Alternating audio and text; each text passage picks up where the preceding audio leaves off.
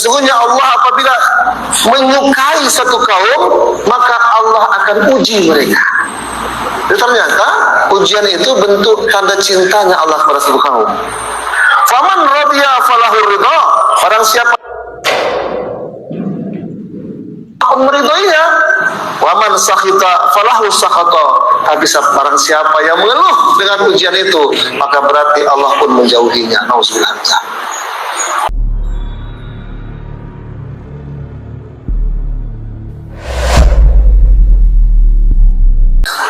Alhamdulillah, alhamdulillahilladzi anzala al-hidayah 'ala alladziina jahada fi sabilillahi bid'awati ila Allah li'ala'i kalimatillah. Asyhadu an la ilaha illallah wahdahu la syarika lah wa asyhadu anna Muhammadan 'abduhu wa rasuluhu la nabiyya ba'da. Allahumma wa barik ala sayyidina Muhammad ibni Abdillah wa ala alihi wa sahbihi wa man ittaba bi ihsanin ila yaumil qiyamah. Amma ba'du, ibadallah, usikum wa nafsi bi taqwallah wa ta'atihi lakum turhamun. Qala Allah Ta'ala, a'udzu billahi as-sami'il 'alim minasy syaithanir rajim. Bismillahirrahmanirrahim. وَلَنَبْلُوَنَّكُمْ بِشَيْءٍ مِنَ الْخَوْفِ وَالْجُوعِ وَنَقْصٍ مِنَ الْأَمْوَالِ وَالْأَنْفُسِ وَالثَّمَرَاتِ وَبَشِّرِ الصَّابِرِينَ الَّذِينَ إِذَا أَصَابَتْهُمْ مُصِيبَةٌ قَالُوا إِنَّا لِلَّهِ وَإِنَّا إِلَيْهِ رَاجِعُونَ. Dan pasti kata Allah, kami akan menguji kalian dengan satu di antara beberapa perkara, antara lain berbentuk kelaparan, ketakutan, kekurangan harta, kematian, dan kekurangan pangan. Wabasyirus sabirin, dan berilah kabar gembira kepada orang-orang yang bisa sabar menjalaninya. Siapa mereka? Alladzina idza asabathum musibah, itulah orang-orang yang apabila mereka diuji dengan sesuatu yang tak sesuai dengan keinginannya, qalu inna lillahi wa inna ilaihi raji'un. Mereka akan mengatakan segala sesuatu ini semua berasal dari Allah dan semua kita pun kembali akan kepada Allah jua. Sadaqallahul azim wa sadaqa rasulul habibul karim. Hadirin saudaraku jemaah Jumat yang berbahagia. Mengawali khutbah dengan khatib berpesan untuk mari kita dengarkan khutbah dengan seksama. Kita dilarang untuk berbicara, mempermainkan apapun yang ada di hadapan kita. Bahkan diupayakan untuk tidak tertidur ketika khutbah nantinya. Karena mendengarkan khutbah, menyimak isi kandungannya, berniat untuk mengamalkannya, itu merupakan satu di antara kesempurnaan ibadah Jumat kita. Mudah-mudahan apa yang kita lakukan pada hari ini semua diterima oleh Allah SWT, memberikan asbab kebaikan buat kita dan hidayah buat umat seluruh alam nantinya. Yang kedua, khatib berwasiat untuk mari sama-sama sempurnakan takwa kita kepada Allah. Apapun yang Allah berikan, yakinkan itulah yang terbaik buat kita. Itu juga merupakan manifestasi daripada takwa. Amalkan semua perintah Allah tanpa terkecuali. Tinggalkan semua pantang larangnya Allah, berat ataupun mudah. Habiskan takutmu hanya kepada Allah, hingga tak tersisa takutmu kepada makhluk-makhluk Allah. Itu adalah merupakan makna daripada takwa kepada Allah SWT. Mudah-mudahan dengan pesan takwa yang terus diperdengarkan setiap Jumatnya, tertanam, terhunjam dalam lubuk hati sanubari kita, bahwa memang yang prioritas harus kita wujudkan dalam kehidupan kita adalah takwa. Ketika kita bertakwa sempurna di mata Allah Ta'ala, maka semua urusan kita akan dipermudah. Ketika kita takwa, maka Allah akan berikan jalan keluar dari segala macam persoalan kehidupan kita. Ketika kita takwa, maka Allah Subhanahu wa Ta'ala akan turunkan keberkahan dari langit, keluarkan keberkahan dari bumi, itu hanya bagi orang-orang yang bertakwa.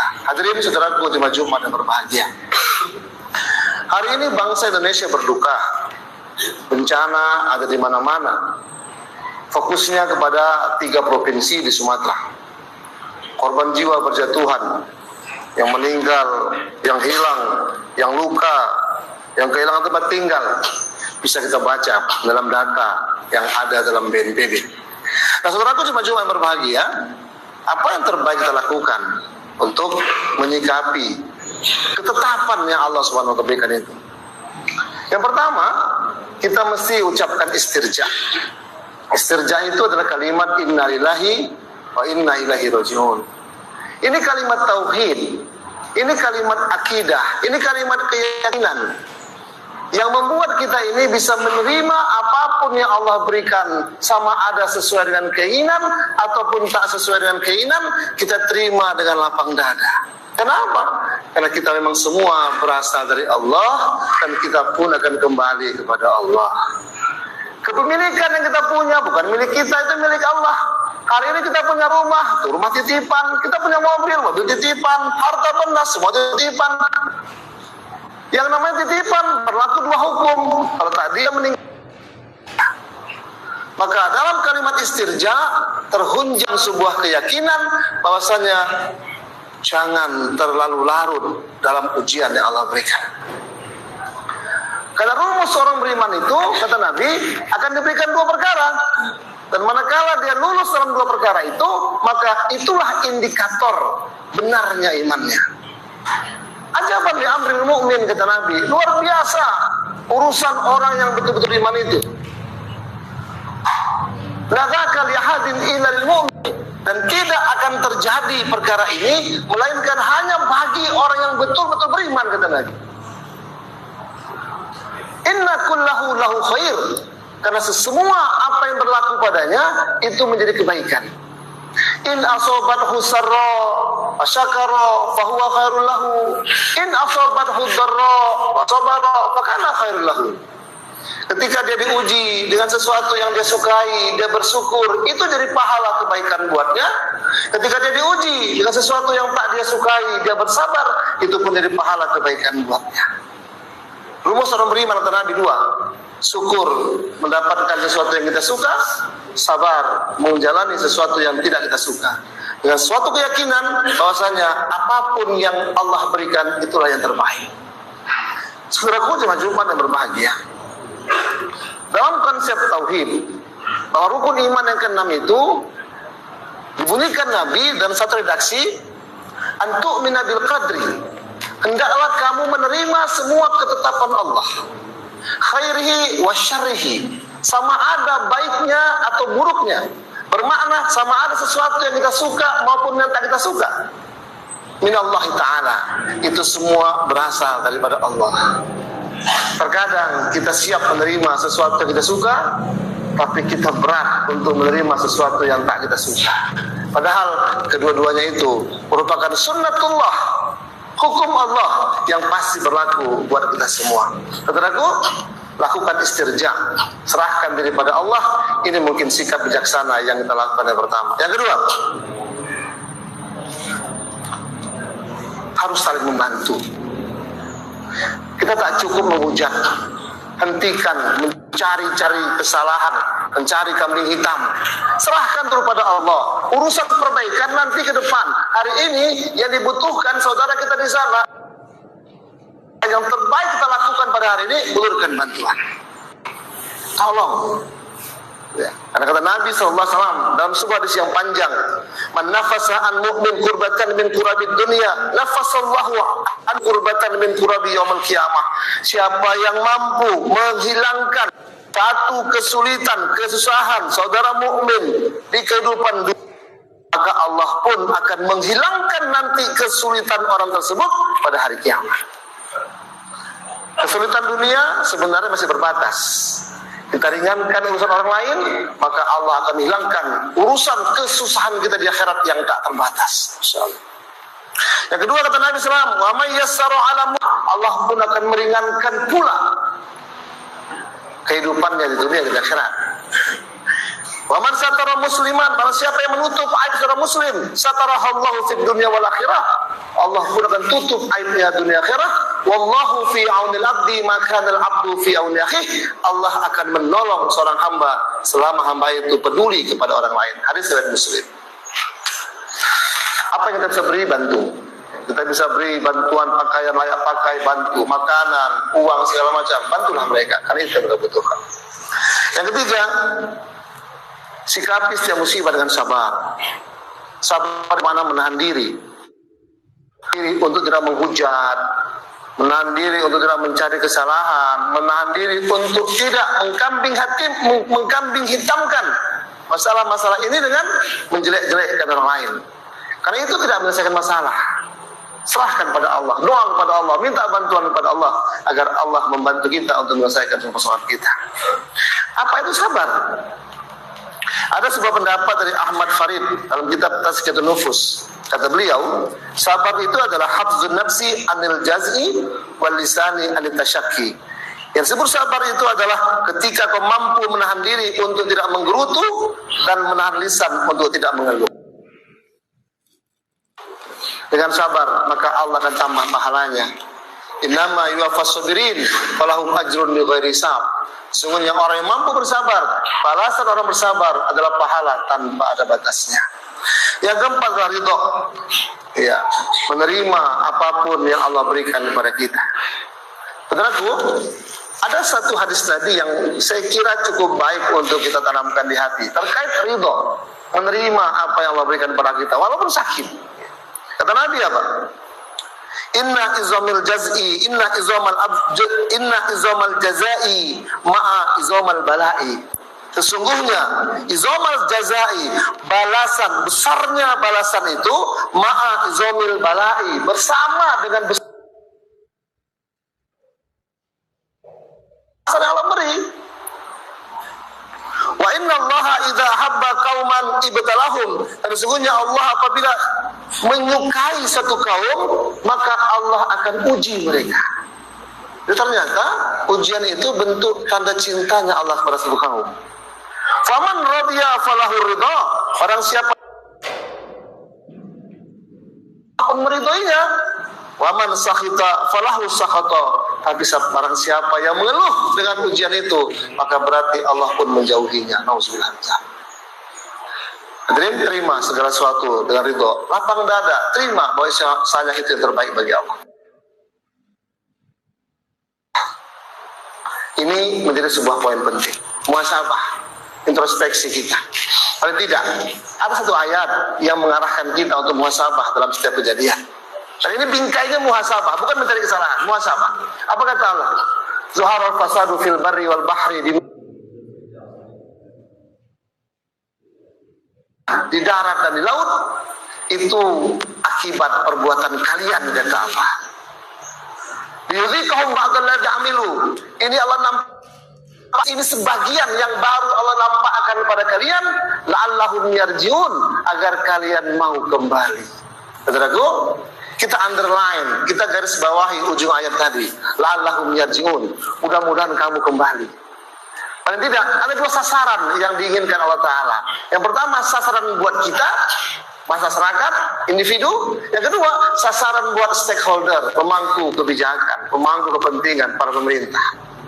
Sasaran buat kita, la'allahum yarji'un, mudah-mudahan kamu segera kembali, taubatan nasuha. Mungkin ini ada andil dosa-dosa yang kita buat. Mungkin karena kesalahan yang pernah kita buat, akumulasinya Allah Ta'ala turunkan bala. Bisa jadi, maka perbaiki diri kita. Perbaiki sholat kita, perbaiki zikir kita, perbaiki muamalah kita, perbaiki muasarah kita, perbaiki hablum minallah kita, perbaiki hablum minanas kita. Karena boleh jadi musibah itu adalah kontribusi daripada apa yang mereka lakukan. Yang kedua, muhasabah buat para stakeholder, para pemangku kepentingan, para pemangku pejabat, pemerintah. Mereka pun harus introspeksi. Paling tidak, dari kejadian ini, kita mesti mengatakan, ini salah saya, bukan salah orang. Para pejabat mesti mengatakan, ini memang salah kebijakan saya bertanggung jawab atas ini semua. Inilah paling tidak makna yang agaki dari kata-kata la'allahum yarji'un. harapan kita, mudah-mudahan para pejabat kita, pemerintah kita, semua menjadikan ini sebagai sebuah teguran dari Allah Ta'ala, hingga mereka pun akan mengatakan, ini salah saya, maka saya bertanggung jawab, dan sayalah yang akan melakukan perbaikan ke depannya. Dengan sikap yang bijaksana ini, maka insya Allah ujian pasti akan berlalu, badai pasti berlalu, dan yakinlah Allah SWT akan ganti dengan yang lebih baik dari setelah kejadian ini. Allahumma ajirna min musibati wa akhlif lana khairum minha. Ya Allah, bagilah pahala kepada kami dari setiap musibah yang Kau berikan kepada kami, wa akhlif lana khairum minha, dan gantilah kerusakan dari musibah ini dengan sesuatu yang lebih baik daripadanya. Ini doa yang diajarkan Nabi SAW kepada kita. Barakallahu li wa lakum fil Qur'anil azim wa nafa'ani wa iyyakum bima fihi minal ayati wa dzikril hakim. Taqabbal minni wa minkum tilawatahu innahu huwas samiul alim. Aqulu qouli hadza fastaghfiruhu innahu huwal ghafurur rahim wa'tabiru ya ulul absar la'allakum tuflihun. اللهم صل على سيدنا محمد وعلى سيدنا محمد سيد الأولين والآخرين وسلم على المرتضى تعالى عن كل حالة رسول الله أجمعين. الحمد لله الذي أمرنا بالاتحاد والاعتصام بحبل الله المتين. أشهد أن لا إله إلا الله إياه نعبد وإياه نستعين وأشهد أن محمدا عبده ورسوله المبعوث رحمة للعالمين. اللهم فصل وسلم وبارك على سيدنا محمد وعلى آله وصحبه أجمعين. أما بعد فيا عباد الله أوصيكم ونفسي بتقوى الله وطاعته لعلكم ترحمون. قال الله تعالى أعوذ بالله السميع العليم من الشيطان الرجيم بسم الله الرحمن الرحيم إن الله وملائكته يصلون على النبي يا أيها الذين آمنوا صلوا عليه وسلموا تسليما. اللهم فصل وسلم وبارك على سيدنا محمد وعلى آله وصحبه وذريته وأهل بيته أجمعين. وارض اللهم على أربعة الخلفاء الراشدين أبو بكر وعمر وعثمان وعلي وعلى بقية الصحابة أجمعين وتابعي التابعين ومن تبعهم بإحسان إلى يوم الدين برحمتك يا أرحم الراحمين. اللهم اغفر للمؤمنين والمؤمنات والمسلمين والمسلمات الأحياء منهم والأموات إنك سميع قريب مجيب الدعوات يا قاضي الحاجات. اللهم إنا نسألك إيمانا كاملا ويقينا صادقا وعملا متقبلا وعلما نافعا ورزقا حلالا واسعا مباركا وذرية طيبة ولسانا ذاكرا وقلبا خاشعا وشفاء لكل داء إنك على كل شيء قدير. ربنا آتنا في الدنيا حسنة وفي الآخرة حسنة وقنا عذاب النار. الحمد لله رب العالمين.